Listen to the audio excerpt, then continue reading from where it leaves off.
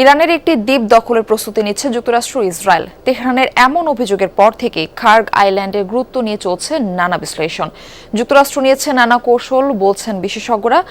ভূখণ্ডটি দখল নিতে পারলে স্থবির হয়ে পড়বে ইরানের অর্থনীতি। এছাড়া দ্বীপটি জিম্মি করে হরমুজ প্রণালী পুনরায় চালুর চেষ্টা করতে পারে ওয়াশিংটন, ধারণা বিশ্লেষকদের। তবে অনেকে বলছেন এতটাও সহজ হবে না খার্গ দ্বীপের নিয়ন্ত্রণ নেওয়া। ডেন্টিস্টের পরামর্শ নাও নতুন কোলগেট অ্যাক্টিভ সল্ট।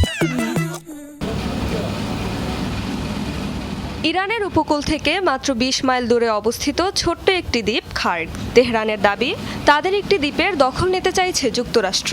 ধারণা করা হচ্ছে খার্গের দিকে দেয়া হচ্ছে ইঙ্গিত। চলমান যুদ্ধে এরই মাঝে মার্কিন হামলার টার্গেটও হয়েছে দ্বীপটি।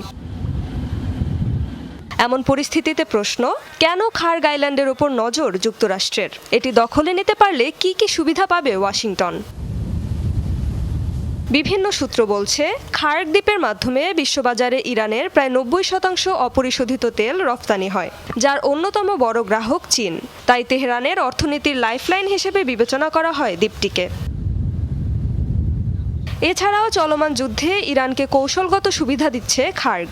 নিরাপত্তার জন্য সেখানে সেনা, রকেট, ড্রোন সহ বিভিন্ন সামরিক সুবিধা মোতায়েন করে রেখেছে তেহরান। যদিও হামলার মাধ্যমে দ্বীপটিতে থাকা বিমান প্রতিরক্ষা, নৌঘাঁটি এবং মাইন স্টোরেজ ধ্বংসের দাবি করেছে যুক্তরাষ্ট্র। তবে কেবল হামলা চালিয়েই ক্ষান্ত নয় ওয়াশিংটন। এখন তাদের লক্ষ্য দ্বীপটির দখল নেয়া। উদ্দেশ্য অর্থনৈতিকভাবে ইরানকে পঙ্গু করে দেয়া। অনেকের ধারণা, খার্গ দখলে নেয়ার পর হরমুজ প্রণালী খুলে দিতে তেহরানের উপর চাপ সৃষ্টি করবে মার্কিন প্রশাসন। তবে বিশেষজ্ঞরা বলছেন, খার্গ আইল্যান্ডের নিয়ন্ত্রণ নেয়া এতটা সোজা হবে না যুক্তরাষ্ট্রের জন্য। ইরানের মূল ভূখণ্ডের খুব কাছে হওয়ায় সহজেই হামলার টার্গেট হবে সেখানে থাকা মার্কিন বাহিনী। আর আশেপাশে থাকা ইরানি প্রতিরক্ষা ব্যবস্থা, মাইন ও আইআরজিসির তৎপরতার কারণে দ্বীপটিতে নিয়মিত রসদ ও সহায়তা পৌঁছানো কঠিন হবে ওয়াশিংটনের জন্য। এছাড়া খার্গ দ্বীপ দখলে নিলে আরও দীর্ঘায়িত হবে মধ্যপ্রাচ্যের যুদ্ধ, শঙ্কা বিশ্লেষকদের।